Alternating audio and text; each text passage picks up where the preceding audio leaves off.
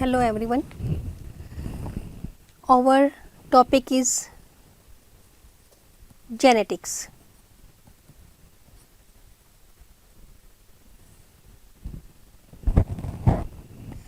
What is genetics? Genetics deals with transmission of characters.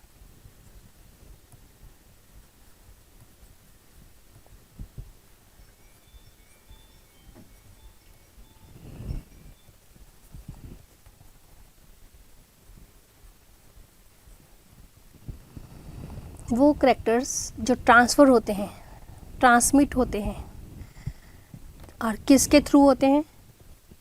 हमें आज पता है कि जीन्स के थ्रू करेक्टर्स ट्रांसफ़र या ट्रांसमिट होते हैं one generation to another generation.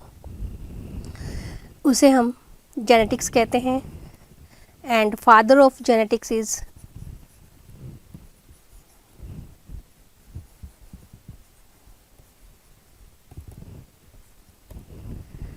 Gregor John Mendel.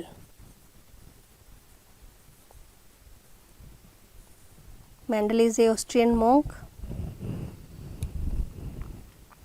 Was a Austrian monk.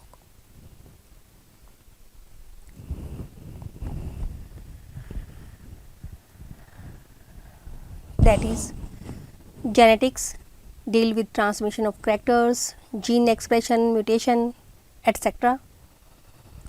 Today, our genetics is based on the gene theory of inheritance, and father of genetics is known as Gregor John Mendel. He conducted hybridization experiments with garden pea. Yes, with garden pea. Botanical name of garden pea is Pisum sativum. Result of his experiment was published in 1866 in the obscure journal of Bonn, the annual proceeding of Natural History Society, but remained unnoticed for 35 years. 35 years तक किसी ने भी इनके experiment को, इनके result को notice ही नहीं किया. इवन 1900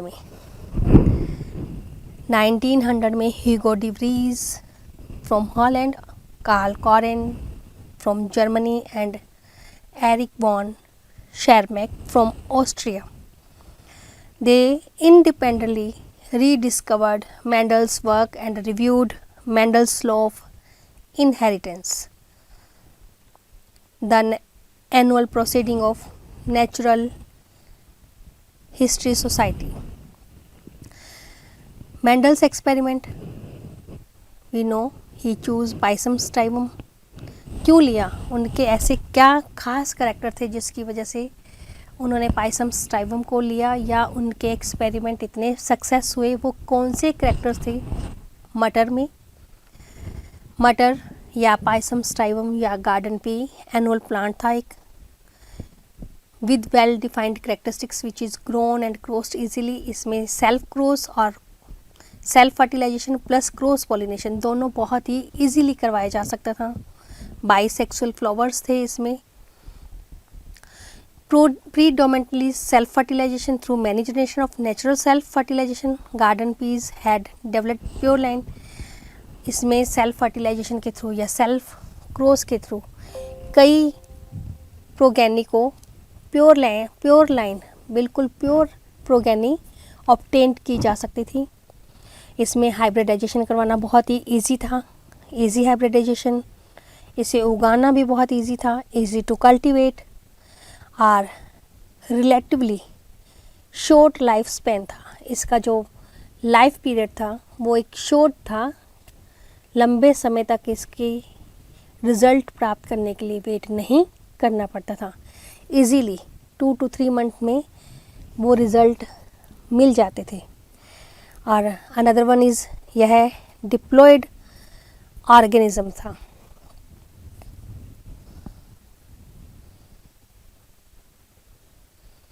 मेंडल ने जो 7 करैक्टर्स चूज़ किए अपने एक्सपेरिमेंट के लिए वो थे सीड शेप थी पहली, एक तरफ उन्होंने डोमिनेंट करैक्टर के रूप में राउंड सीड लिए, तो दूसरी तरफ रिसेसिव में रिंकल्ड यानी कि झुर्रीदार। देखिए आप पिक भी दिखा रखी है कि राउंडेड सीड है, रिंकल्ड सीड है। सेकंड करैक्टर था इनका, सीड का कलर था एक तरफ येलो, एक तरफ green. Green is recessive and yellow is dominant character of seed. इसके फ्लावर भी दो कलर के मिलते थे, purple and white. Pod shape flattened और कॉन्स्ट्रिक्टेड। पोड का कलर भी ग्रीन एंड येलो ऑपोजिट हो गया है सीड से। इसकी पोजीशन एक्साइल और टर्मिनल, मेन एक्सिस की तरफ से जो निकली हैं वो, और ब्रांच के टर्मिनल एंड पर निकले हैं flowers, that is terminal. Plant height लंबे, tall and ड्रॉफ।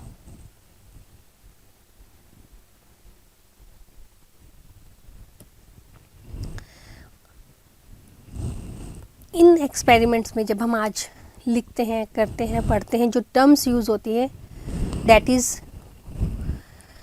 First gene, genetics है, जो जीन के थ्रू करैक्टर्स ट्रांसमिट हो रहे हैं। तो क्या है जीन?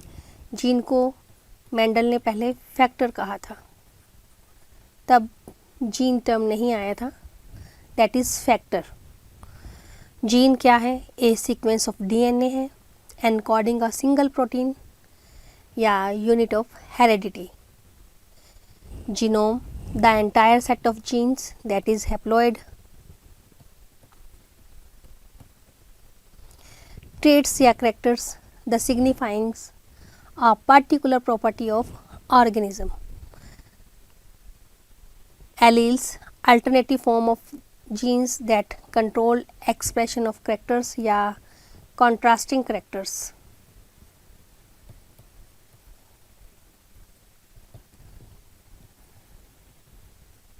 जो 7 characters हमने P के पढ़े हैं, that is contrasting characters. Opposite characters का एक कॉन्ट्रास्ट था, एक येलो और ग्रीन है, राउंड एंड रिंकल्ड है, एक्सियल और टर्मिनल है, फ्लावर की जो पोजीशन है, that is contrasting characters. Locus, position और space, a fixed position on a strand of DNA where genes are located. Homozygous condition, a condition in which the two members of a gene are similar, जैसे capital T, small T, that is homozygous. Heterozygous, a condition in which two members of a genes are different, small t or capital T, small t, that is heterozygous or that is homozygous. Dominant, an allele of a gene that masks or suppresses that expression of an alternative gene. In F1 generation, जैसे capital T cross with small T, capital T small T gene present होने के बाद भी इस generation में ड्रॉफनेस का जो character है वो अपीयर नहीं हो पाता है, उसकी जगह पर कैपिटल टी का करेक्टर है वो अपीयर रहता है, दिखाई देता है, एक्सप्रेस होता है। तो जो F1 जनरेशन में करेक्टर्स अपीयर हो जाते हैं वो डोमिनेंट करेक्टर्स होते हैं या वो डोमिनेंट जीन होते हैं जो अपने आप को एक्सप्रेस कर देते हैं through characters. Recessive, other one is recessive, an allele that is masked by a dominant alleles, it doesn't appear in heterozygous condition. Capital T and small T heterozygous condition थी, यह अपीयर हुआ, ये नहीं हुआ, it is recessive and it is dominant. Genotype, the genetic makeup of an organism. In F2 generation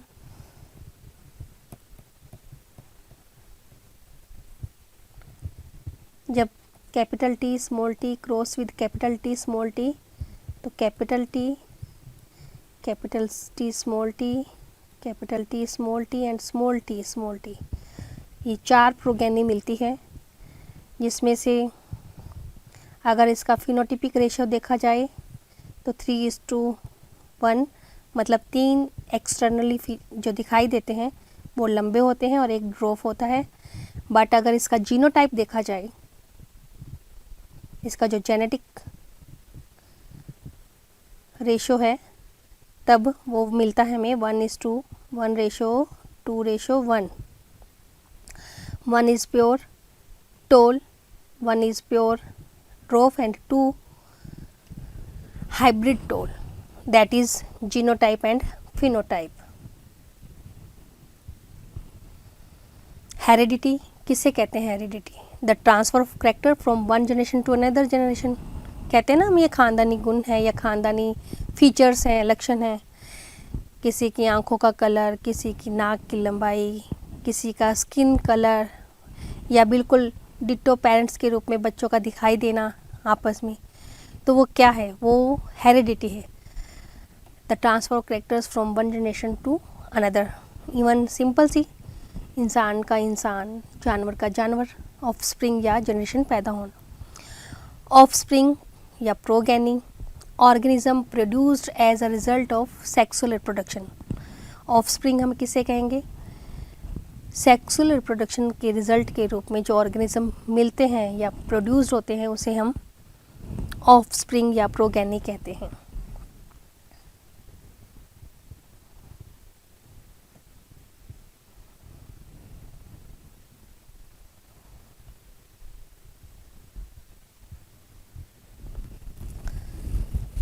monohybrid cross,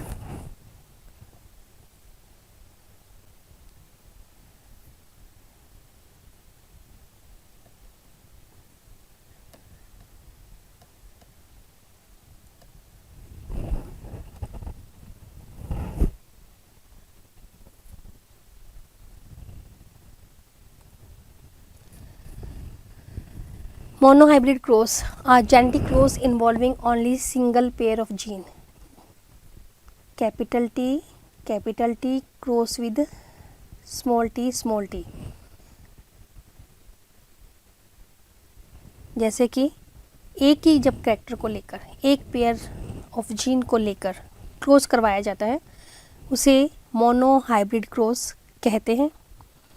die hybrid cross जब हम 2 characters को लेकर क्रॉस करवाएंगे,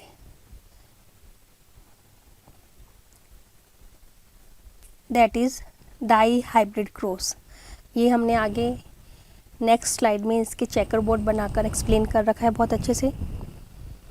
एक ऊपर रह गया हमारा रेसिप्रोकल क्रॉस। रेसिप्रोकल क्रॉस क्या होता है?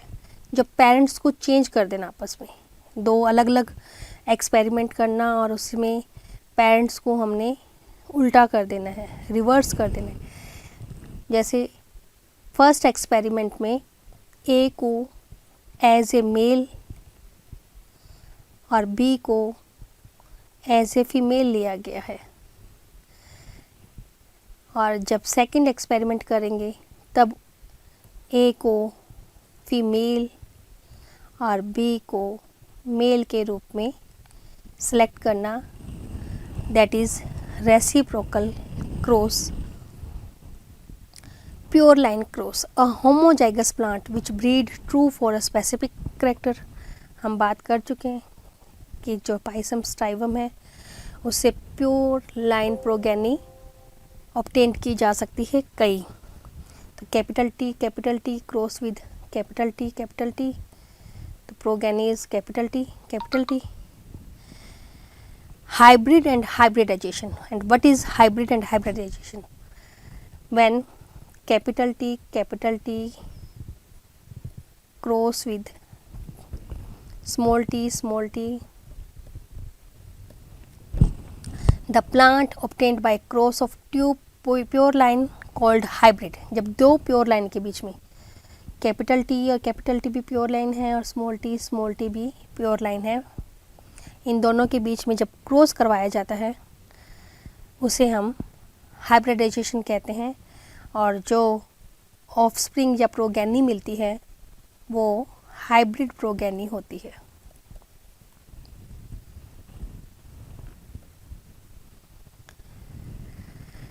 Polyhybrid cross, a cross between two parents differing from each other, जब दो डिफरेंट पेरेंट्स के बीच में क्रॉस करवाया जाता है उसे हम पॉलीहाइब्रिड क्रॉस कहते हैं। एंड बैक क्रॉस, ये है पेरेंट्स और ये है F1 generation. Back means back, progeny से पेरेंट्स की तरफ मूव करना, उल्टा चढ़ना। तो जब हम F1 जनरेशन को किसी भी पेरेंट के साथ, इवन डोमिनेंट और रिसेसिव, किसी भी पेरेंट के साथ जब क्रॉस करवाते हैं तब हम उसे बैक क्रॉस कहते हैं।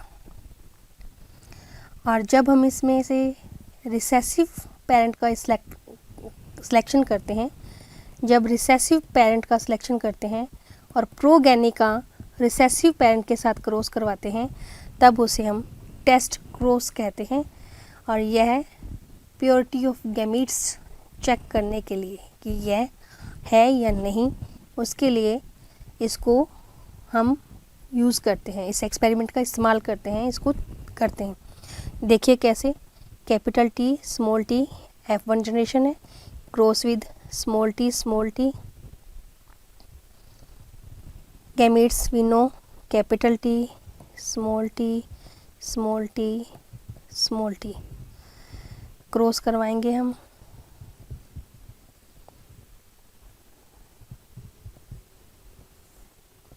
रेशो मिलेगा हमें 1:1, दैट इज़ टेस्ट क्रॉस।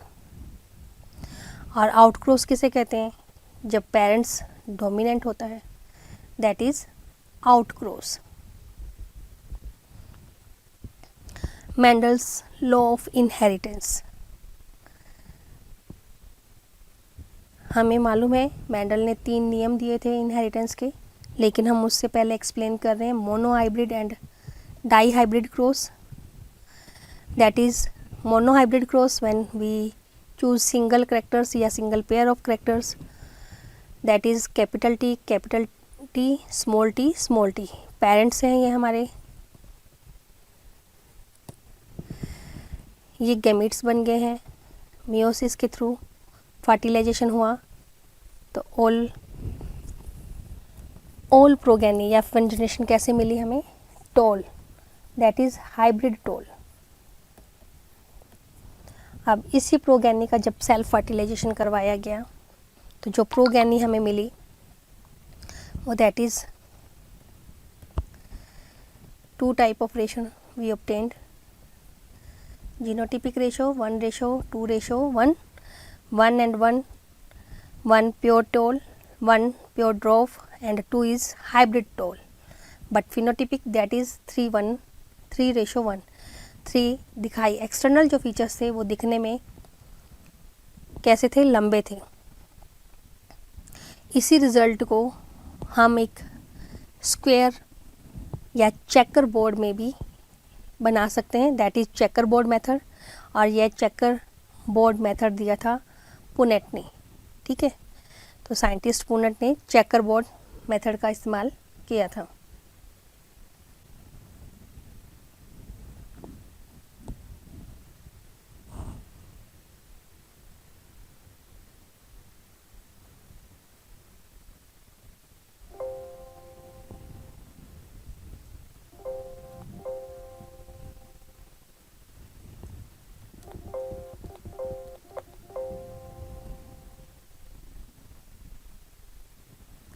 मुझे स्लाइड ज़्यादा ऊपर हो गई है, वापस कैसे लाऊं?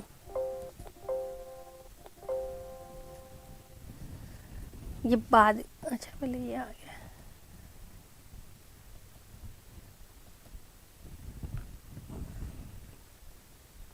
मैं यहाँ थी।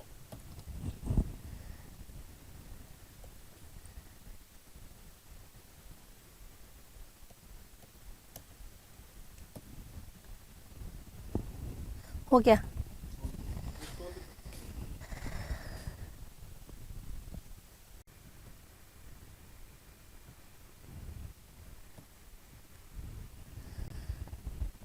Mendel's, by his observation gave 3 laws which are considered as a laws of inheritance. First, law of dominance. Second, law of segregation or law of purity of gametes. Third one, law of independent assortment. First is law of dominance. According to this law, when two contrasting characters are brought together during zygote formation, then only one of them express itself in F1 generation. उन्होंने Pisum स्टाइवम यानी कि garden pea की height वाले character को choose किया था. उन्होंने parents के रूप में टॉल और ड्वार्फ प्लांट सेलेक्ट किए और उन दोनों के बीच में जब क्रॉस करवाया तब उन्हें F1 जनरेशन में सभी ही हाइब्रिड टॉल प्लांट्स ऑब्टेन किए गए.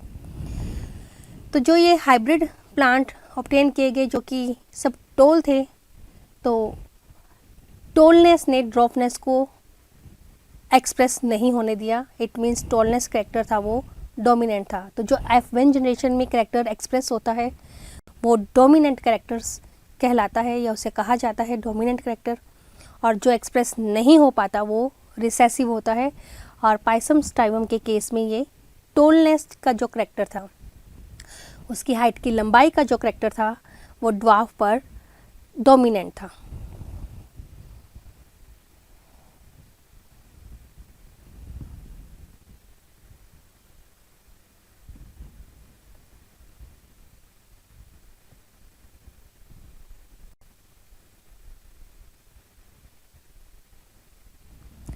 Second law, law of segregation या law of purity of gametes.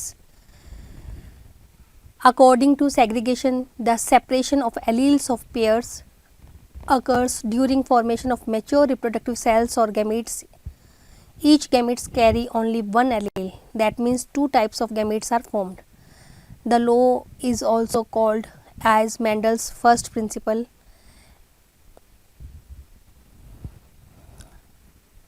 इस एक्सपेरिमेंट में उन्होंने उसी लॉ ऑफ डोमिनेंस वाले को F2 जनरेशन तक लेकर गए.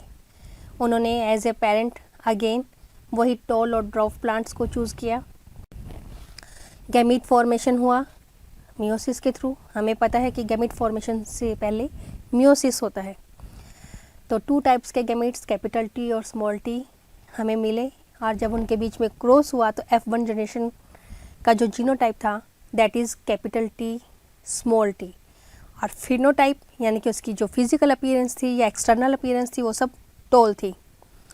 जब इनके बीच में सेल्फ पॉलिनेशन या सेल्फ फर्टिलाइजेशन करवाया गया, किसके बीच में? इसी F1 जनरेशन के बीच में. Capital T and small T cross with capital T and small T. तो जो F2 जनरेशन हमें मिली उसमें 25% प्योर टॉल प्लांट मिले, 25% प्योर ड्वार्फ प्लांट मिले, और 50% जो है वो हाइब्रिड या हेट्रोजाइगस टॉल प्लांट हमें मिले थे. F1 जनरेशन में जो करेक्टर एक्सप्रेस नहीं हो पाया था, F2 जनरेशन में वो सेग्रीगेट होकर कैपिटल टी से सेपरेट होकर अपने आप को एक्सप्रेस कर लेता है. और ऐसा किस कारण होता है या इसका फिज़िकल बेस क्या है? उस टाइम जीन्स जिसे फैक्टर कहा जाता था नहीं पता था कैसे करते हैं, ये कैसे अलग होते हैं. लेकिन टुडे ये आज हमें पता है कि जो जीन्स हैं वो लीनियर फॉर्म में, स्ट्रेट लीनियर फॉर्म में अरेंज होते हैं, जिससे इनका सेग्रीगेशन पॉसिबल हो जाता है.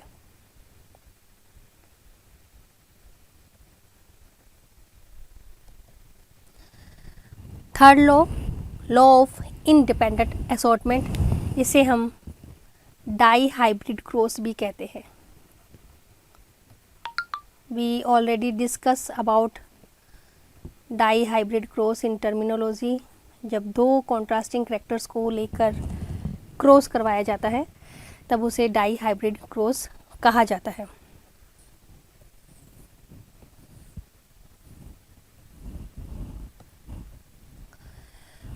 उन्होंने दो कॉन्ट्रास्टिंग करैक्टर्स को अपना एक्सपेरिमेंट का बेस बनाया, दैट इज़ सीड के कलर और शेप का था।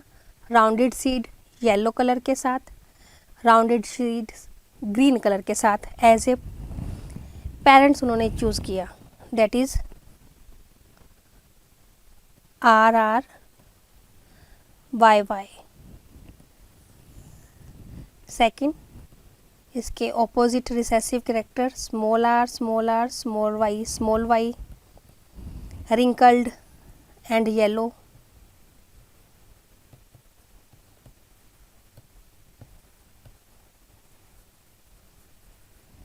that is wrinkled and green, and that is rounded and yellow. In F1 generation,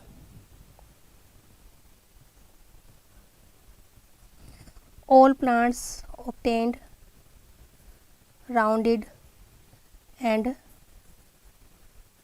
yellow.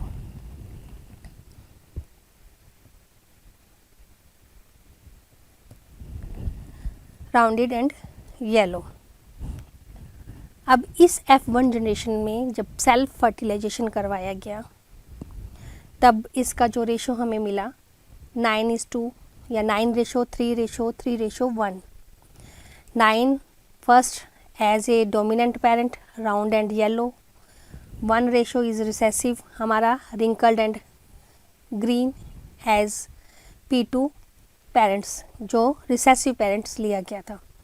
But 2 new combination या new contrasting of characters obtain किए गए, rounded with green and wrinkled with yellow.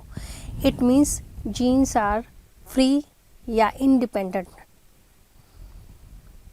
For new contrasting और new combination.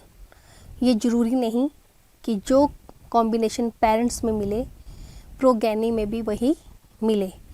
और इसका जो physical basis है वो है द जीन्स में प्रेजेंट्स ऑन द सेम और different loci of the non homologous chromosomes. तो आज हमने मेंडल्स लॉ के ये 3 नियम डिस्कस किए। मोनोहाइब्रिड क्रॉस हम कर चुके हैं, capital T with cross, small T, dihybrid cross, that is. अब for home assignment you can try, yes you can try, it means capital T, capital R, capital Y, cross with small t, small r, and small y, and obtained its ratio. Thank you.